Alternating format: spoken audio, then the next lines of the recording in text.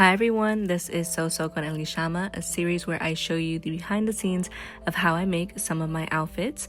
Today I'm going to be showing you how I made this cute chic satin look from this robe, and it really originated from me wanting to have something to match these cute pink parachute pants.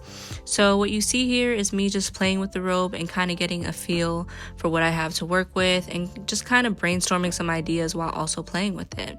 But once I'm done doing that, I just go ahead and get started. I decided to use the sleeves because I figured this is a lot of fabric and I want to have some left over. So for this project, I'm just using the sleeves to make the top. I go ahead and cut them out, and this is what it looks like. And I'm going to go ahead and sew down the middle, that middle seam right there. I'm going to go ahead and sew down the middle, and I'm only going to use my sewing machine. That kind of just makes things easier for when or if I make a mistake, I can just go ahead and undo it rather than running it through a serger. It just makes things harder. This is what it ends up looking like after I run it through the sewing machine on a straight stitch. And then from here, I'm actually going to fold the corners into a triangular shape. So I'll go ahead and kind of draw some lines to kind of give you an idea. And then in the next couple shots, you'll see what I mean by that.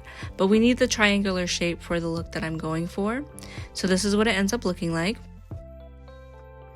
From here, I use an iron to go ahead and press it down and get nice cut creases in order to run it through the sewing machine again to get the nice seam line that I'm wanting. I also fold back the top sections where the neckline is at. And this is what I mean by that. That top section, I went ahead and folded that little piece of fabric backward, and then I ironed it down to keep it out of the way.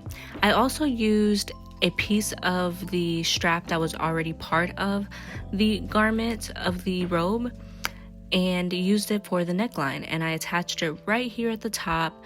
There was already a little bit of an insert, so I went ahead and inserted it there and sewed it down. This was the final result, and from here I actually end up cutting off the excess that's no longer needed so that I can start taking its shape and I can start getting a cleaner look. From here, I decide to use the excess to make an accessory. That way the fabric isn't going to waste and it's giving the garment another look. I decide to go ahead and make a flower to add to the garment as the accessory, and I'll link down in the description below the video that I learned this from. It's very simple, and once you learn it, you can add it to so many projects, but I thought it looked really cute and complemented the garment very well. I also ended up cutting the bottom of the robe in order to make a belt to add the flower onto. That way it sticks to the bottom of the overall top, and you'll get to see that in the end result. But I didn't record it because I just thought it was pretty straightforward. You basically just cut a rectangular shape to the desired length, and then you go ahead and fold it and sew it in the way that you want. So that part that the flower is sitting on came from the bottom of the robe. After I'm done making the flower and the belt, I go ahead and sew on the flower to the belt, and then I'm adding the belt to the bottom of the top, like I'm going to show right here.